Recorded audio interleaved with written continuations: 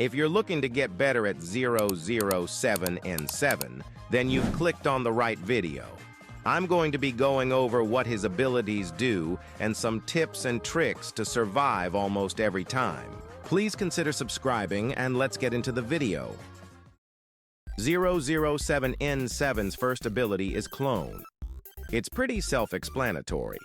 When the ability is pressed, it grants the user invisibility for 4 seconds and creates a clone that distracts the killer, giving you time to run away.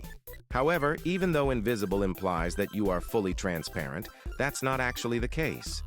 When you use the ability, your character is still slightly visible, and when too close can easily be seen by the killer.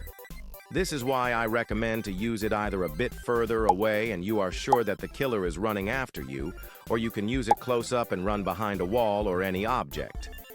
Anyways, I'll talk about the clone ability more near the end of the video, so let's move on to the third ability before we move on to the second ability, since it pairs with the first one. That probably made no sense. Anyways, like I said, the third ability can change how the first ability works. When you activate Inject, it changes how your clone moves around the map. Clicking Inject more than once will cycle through 3 movement types for your clone. The Pathfinder setting will allow your clone to follow a set path, ensuring that it won't run into obstacles.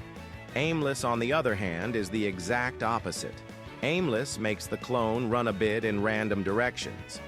I personally do not recommend using aimless mode because the clone usually runs into walls, making it easy for the killer to see that it's clearly a bot and not a player.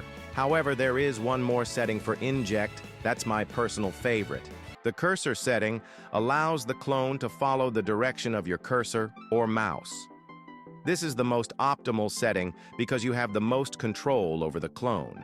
I only recommend using Pathfinder when the killer is really close to me and I have to run away fast. When you are in a rush, it's a bit hard to focus on running and controlling the clone at the same time. This is why I recommend cursor mode when you know that you'll have time to control the clone. Don't worry, I'll give some tips near the end of the video. Anyways, his last ability is Cool Guy. This ability lets the player teleport to a set location on the map that is always decently far away from where you used it. That's literally all it does. Anyways, now that you know what every ability does, I'll tell you a few tips and the playstyle of the character. When using the cursor mode for the clone ability, you can go into Shift Lock. This makes the clone go wherever you are facing instead of following your mouse itself. The next tip I have is to never use the Cool GUI when the killer is actively chasing you. I recommend to use it as soon as you hear the killer's music, but that only works if the killer doesn't see you yet. And lastly, the playstyle of the character is to do as many generators as possible. If you get really good, you can also save teammates when they're being chased by spawning a clone to run in front of the killer. This could make the clone take the hit and leave the killer in the killing animation. But it's pretty hard to pull off, so in my opinion, just stick to focusing on generators. Anyways, if this video helped, please like and subscribe. This video was a bit rushed and I'll try to give more info and improve the quality of the video in the next one. Thanks for watching.